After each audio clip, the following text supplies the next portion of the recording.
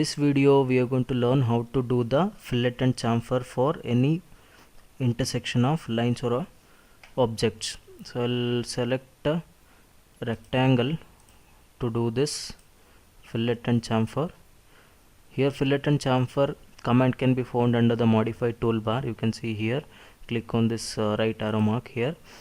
First I'll go for this fillet.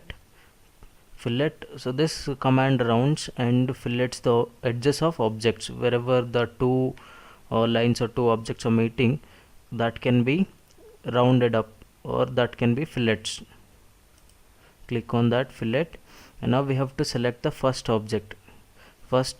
Here I'll select this line. After selecting the first object, then that is asking select second object, shift select to apply corner, or if I have to press the down arrow key now, and now we have to specify the radius, how much radius we have to round up that edge. Enter, and now mention the radius in specified units. I'll mention it as a 10 mm and press enter, and now we have to select the second object. Now I'll select the second object as this line. After clicking on that line, and now that will be rounded edge. Now you can see that rounded edge here where the two objects are meet at the point, and at the point we can do this. And now we'll go for chamfer.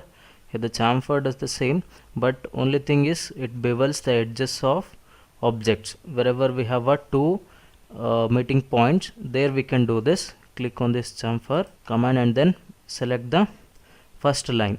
So now we have to select the first line. I'll select the first line here, and then after this press the down arrow key, and now go to the distance and press enter. And now we have to specify the first chamfer distance. First chamfer distance is nothing but from this point over here, from where we have to start that chamfer, so that we have to specify for the first object.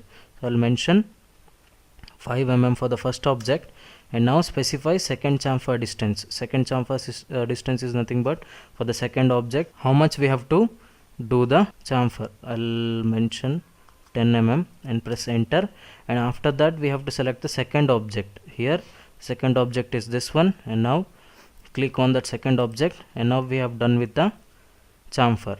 And this is all about the fillet and chamfer command in Autocad. You can try practicing more with the objects.